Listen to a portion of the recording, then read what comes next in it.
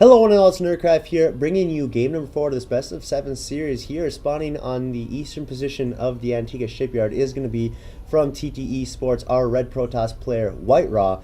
And his opponent here, spawning on the northern position of Antigua shipyard, is going to be none other than our Blue Zerg player, LiquidTLO himself. So, last game, and the game before that, if you guys haven't seen that, mute the video, go back and watch them. They're freaking awesome games. Because there's some spoiler warnings going to be going down on upon this. There's going to be some spoilers going down on this heezy. I don't know why I do these things. I don't know why I say stupid stuff like that. Latter version, yes, so that means there is going to be gold. Last game on Core Hall Compound, of course, we saw that WhiteRa doing some really nice harassment with zealots and sentries into a blink stalker, while safely establishing his expansion and everything. But after the Roach Warren did get down and Roaches did come up from TLO, he was able to really push back and even destroy these harassing forces. And that's when TLO kind of recognized the second, a lot of people call it the July second in Zerg, where it's that 1 second of vulnerability of your opponent, and you take that. Of course, some people could recognize this, oh, he's vulnerable right now, but I don't want to risk it. But TLO, he saw the July 2nd, and he took it, and he's like, I'm going to pound so many roaches into you, and he was able to completely destroy WhiteRa as a result, bringing the series to 2-1. He did that in the second game as well. He did see that July 2nd, and he went for it as well, but that was more like a proxy hatchery kind of July. No. He didn't see a July. There was no July 2nd in that game. Of course, the Overlord going to come in, get the scout. He's going to see, okay, you're going for a gateway first. Oh, I know this build. There's going to be no forge. He did this in the first game, which won him the game against spoiler warning. Spoiler alert, Cybercore going to come down as well. It's very interesting because you usually don't see the wall off on Antigua Shipyard go over here. You usually see the pylon about right here or so, and then forge, gateway, cannon, nexus, and connecting it to make a wall, and then you'll see pylon down here, and then cannon over there. Oh man, I had to sneeze. And unfortunately, I don't have like a cough button or anything like I do in MLG, which I really want those headsets. If anyone knows like the mixers and headsets that people use in like MLG or IPL, please tell me, because like I want to make sure that I'm getting the highest quality stuff out for you guys. And I think like if I had that stuff, it would just be awesome. Of course, one of the major reasons I have troubles with sound is because I lack a mixer. Of course, we can see here that the hatchery has finished up, starting to get that saturated. No overlords. Oh, there's an overlord coming up. Queen is on its way as well. No links have been made, so this is kind of reminiscent of that Ice Fisher build that Spinishua broke into the scene with. There was no gas at all, and he went for an early hatchery. There's no gas. Now he's getting 1 gas. He's getting lings probably to just get his speed, and then he's just getting queens, and he'd defend with queens, no speed lings, and spine crawlers, which made Spinishua one of my favorite Zerg players at the time. He's still up on my list because he's just so freaking cool. He's such a cool guy in general. I've never met him, but I can tell he's a cool guy. I got the sense for things. Like I can sense how Idra's a really, really nice guy at heart. Actually, a lot of people say he's actually a really nice guy. That's what I've heard. Of course, he's always entertaining his fans and stuff. He's not gonna be like in his game. Oh my god, I could just see that, like, of a fan. He's like, hey Idra, can I get your autograph? I'm a really huge fan of yours. And he's like, no, F off. Oh man, great flanking there from TLO. Gonna be able to take some damage, or deal some lot of damage on these stalkers. Of course, not taking them out. He's going to be able to block away with this, trying to kite them. I think he should just come back into his base. You don't want to lose 2 stalkers right at the beginning of the game. That's never a good sign. And that's a 125. So that's 350 minerals right there, kind of thrown away. Yeah, that's 300. That's 250 minerals and 100 gas just kind of thrown away for free. So you never want to like lose this amount of stalkers at the beginning. Of course, looks like WhiteRa is gonna lose them. Oh, nice from that ling right there. This is so cool. These two players have such great micro. It's freaking amazing. Of course, you can see those stalkers are actually going to survive 9 kills on those lings right there. Now they're the ones hunting the ling. Oh man, talk about a dangerous species. Like if I could hunt anything in the world, like if I could hunt anything at all, I think I'd want to try and hunt like Zerglings or Hydras. Hunting would be freaking awesome. As much as I love Hydras, I would want to try hunting them because this is like the thrill of the hunt of an animal that could possibly kill you. Of course, I'm from Minnesota, and a majority of Minnesotans do like to hunt. I've never deer hunted before, but I've gone grouse hunting, which is like kind of like a wild chicken.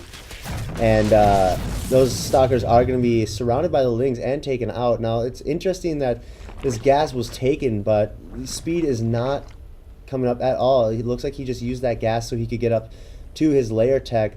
Still plenty of gas. Oh no, not at all. But he'll be able to have gas to get speed right now. Oh, metabolic boost is being made. Okay, my mistake. I'm sorry, guys.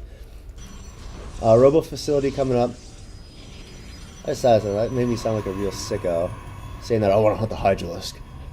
The like a great predator. That's kind of like saying I want to hunt the greatest predator to man itself. Okay, books and movies like that honestly scare the living crap out of me. Like, it doesn't even have to be cannibalism. It just be like some rich guy who's really bored. I remember in junior high, we had to read a short story about a guy. He was like super rich and he loved to hunt. He's like a marshal or something from the Russian army back in like the Imperial Russian days, and he became like, he just loved to hunt, and then he started going around the world hunting because he was like super rich, and you know the rich have nothing else better to do but go around the world shooting random things. Robo Bay coming up, so we're going to be seeing either War Prism Speed or Colossus. We can see the Sentry Job's going to be ready and loaded up. Ling's going to try and come in. Oh no, the Sentry's just like, oh no, don't leave me alone. Anyway, back to my story. It's just like he created this, like he bought an island. Oh man, this is totally going to be revealed. He created an island and he's just totally like, and he like made this false lighthouse so that ships would like draw into it and then they'd sink, and he'd capture all the people, all the survivors from the shipwreck, and then he'd like chain them up, and then he'd like lock them up and like train them and feed them and everything so that they become really strong, and then he'd like hunt them. It was like really freaking creepy, and he had like he used it with a 22 caliber pistol, which is the lowest caliber of rifle. So I mean, he was just like freaking weird. Of course, I'm just talking about that because there's not much going on in this game. We see that infestation pick coming down, glial reconstitution and burrow coming up. I kind of noticed I've been getting sidetracked a lot in this series. Don't know why. The third has been established. And we see Spinecrawler does come up. Now, it's going to be interesting for WhiteRa. Is he going to take this third, or is he going to try and take a safe third over here? Because this is really, really close to the Zerg base. And if TLO decides to go for Mutalisks, which he's at layer tech, he can easily get Aspire if he so choose to do so. But no, looks like he's going to Roachling Infestor build. Kind of reminiscent of Destiny's earlier style, which kind of put him on highlight in the scene against Protoss. Of course, his neuroparasites and his BM also helped as well. We can see that the Link's scene. Oh snap! That's a nice looking army, and you got a Colossus in there. Is there an observer out here? I don't even think there's an observer. I have not seen WhiteRa make an observer at all in this series. So that's really weird. Nice force fields that are going down, trying to focus down the Colossus, but that War Prism is there, so he'll be able to like pick the Colossus up if he so chooses. So. And now here we go. This is what Blizzard meant the War Prism to be, and I'm surprised it's only finally being utilized now. A lot of roaches in the back, but they're not enough to stand up to this army. Guardian Shield's going up, going to make it a lot harder for these stalkers to go down. Of course, with the War Prism, they're going to be able to warp in even more and more stalkers. Now it looks like they're all going to go to the third. Going to try to deny this third. Little creep spread going on over here. Wouldn't be surprised if there was a Nidus network at all, but I don't think WhiteRa has, or TLO has made one. Of course, WhiteRa hasn't made a Nidus network, because if Protoss was able to do that, now people will just scream OP. Burrow now going down, going to make sure that he can heal up his roaches. Would not be surprised to see a counterattack. Looks like these roaches are going to try and go for a counterattack. There is nothing protecting the base for WhiteRa. Okay, roaches aren't going to go for a counterattack. I mean, that'd be really good if he did. And this Colossus is so obsessed with making sure that larva dies. And there's a lot of drones over there burrowed. Holy crap. How much drone kills have we had? Surprisingly, only 4. Now the roaches try and come in from behind to a flanking maneuver. I do not think Tunneling Claws has been researched at all. Drone's going to be pushed in, or drone's going to be warped in, doing an Overlord Cloud to try and make the micro for WhiteRa a lot harder, but luckily hotkeys are an amazing thing. And a single Colossus does go down. There's the GG from TLO.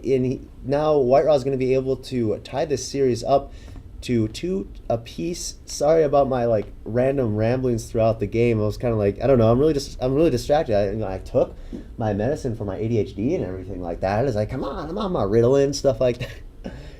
That's just weird. Why would I talk about that? I do have ADHD though. I do take medicine for it because I'm a lot. If you guys thought, oh man, he's not paying attention at all, you should see me without my medicine. Holy crap! But anyway, my name is Nerdcraft. Sorry again about my incoherent rambling. Stick around for game number 5. The series is currently 2-2. Please subscribe to my channel. You can also follow me. You can also follow me on Twitter. That's @nerd_craft. And I'll see you guys in game number 5. See you then.